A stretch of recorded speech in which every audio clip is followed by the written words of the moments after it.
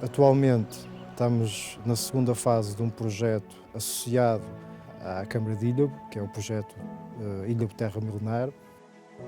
O nosso objetivo é fazer o inventário do património do concelho de Ilhavo.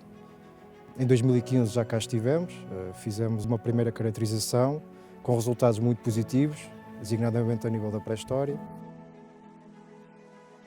Estamos a fazer as prospecções arqueológicas, são prospecções dirigidas em caracterizar arqueologicamente o território de Ilhavo e, portanto, todo este trabalho tem como objetivo passar a informação à população de Ilhavo. Ilhavo é uma terra milenar, é uma terra que tem uma história, tem uma identidade, tem um património e, portanto, a Câmara Municipal tem como objetivo estratégico, obviamente, conhecer o passado da sua história e das suas gentes. Portanto, quisemos e desejamos ir mais além.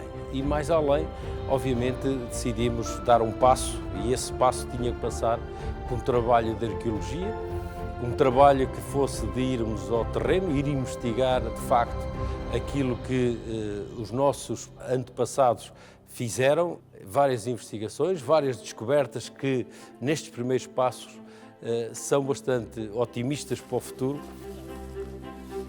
Ilhavo, em termos de arqueologia, está agora a dar os seus primeiros passos.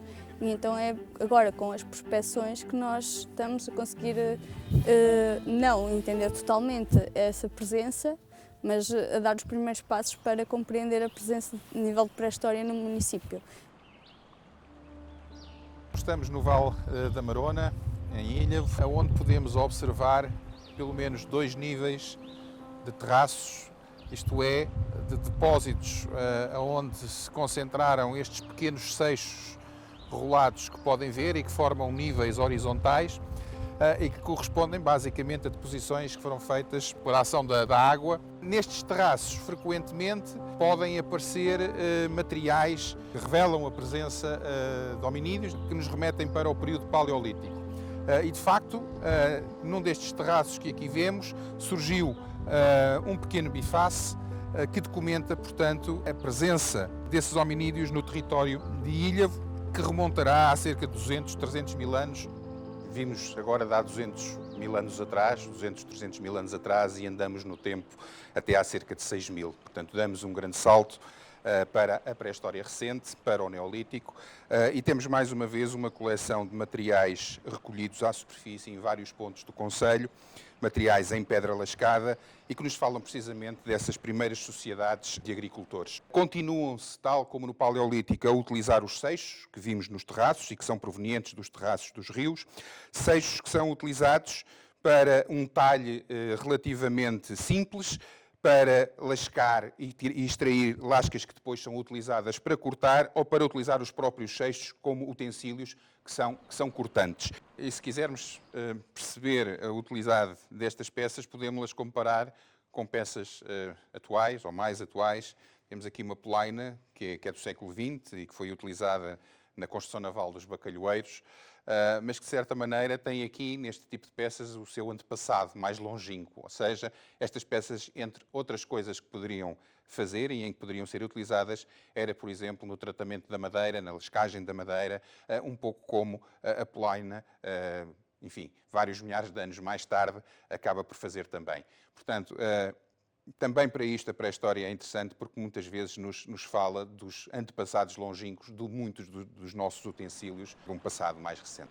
Aqui, por exemplo, temos um outro seixo que tem 2 entalhes, 2 talhos laterais e que era utilizado como peso de rede, eventualmente relacionado com a exploração da costa do Atlântico ou do próprio rio e, portanto, que nos fala já de comunidades que também exploram os recursos aquáticos.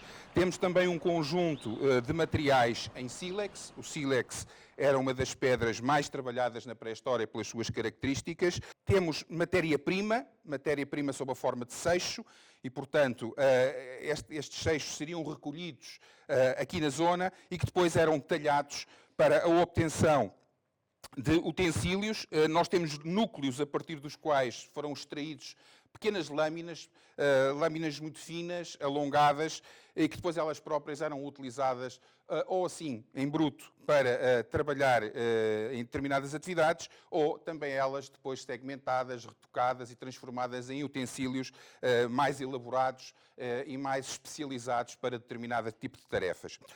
Não temos ainda a cerâmica, que neste período acompanha estes materiais em pedra, mas claramente temos já um conjunto de materiais que nos fala de uma ocupação do território de Ilhavo durante a pré-história recente, durante o período neolítico, portanto estamos a falar sensivelmente de há cerca de 5, 6 mil anos atrás.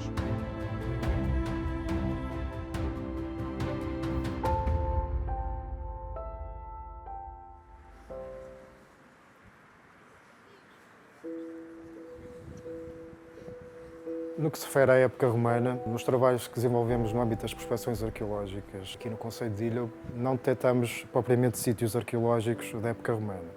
O que detectamos foram alguns achados fortuitos, foram entregues por pessoas que gostam da arqueologia e que detectaram, no fundo, esses contextos. Um destes exemplos são estas ânforas que estamos a ver aqui, que foram detectadas por pescadores junto à costa, provavelmente relacionado com o naufrágio. O que sabemos é que estas ânforas foram produzidas na Bética, entre meados do século I a.C. até ao século I depois de Cristo. Apresentam pelo menos duas tipologias que conseguimos identificar, o Alterne 70 e o Dressel 14, e eram fundamentalmente utilizadas para transportar vinho e azeite. Estas ânforas estavam certamente relacionadas com as rotas comerciais entre o Atlântico e a parte meridional, que começaram a circular a partir de meados do século I a.C. Outro achado interessante foi uma moeda, um denário romano, que foi identificado por um apreciador de arqueologia. Um denário era uma moeda romana em prata. Conseguimos perceber que ela foi cunhada em Roma em 103 a.C. É de salientar que o território de Ilhavo localizava-se, do ponto de vista administrativo, em época romana, nas Civitas, provavelmente devido à proximidade de Talábriga, uma divisão administrativa os magistrados dessa cidade tinham influência. Uma divisão mais conscrita, sendo que havia uma divisão também que provavelmente o atual território de Ilhavo estava inserida, que era o Conventos Scalavitanos. O Conventos era uma divisão jurídica em época romana. Podemos dizer é que o atual território de Ilhavo se inseria nessas duas divisões administrativas.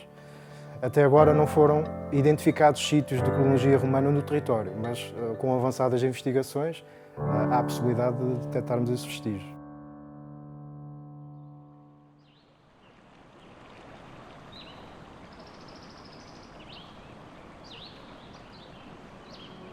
Estamos na Quinta da Rebocha, muito próximo do Rio Boco, que é um braço da ria.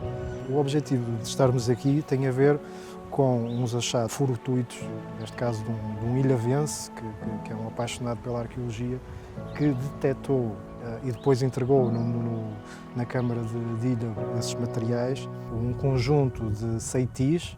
Portanto, os ceitis é uma moeda em cobre que começou a produzir sensivelmente entre a primeira metade do século XV e que foi, portanto, até à segunda metade do século XVI. Portanto, é um tipo de moeda muito comum nestes. Portanto, era a moeda dos trocos, como se dizia, era a moeda que era utilizada nessa época para fazer as transações comerciais, ou encontrarem estas moedas aqui. Pronto, é uma situação perfeitamente normal, mas que é de facto interessante, não é? Porque também é um conjunto de numismas que não tinham sido identificadas neste território. As balas de mosquete são em chumbo, estão associadas à pirobalística, não é? À utilização da pólvora nas armas de fogo.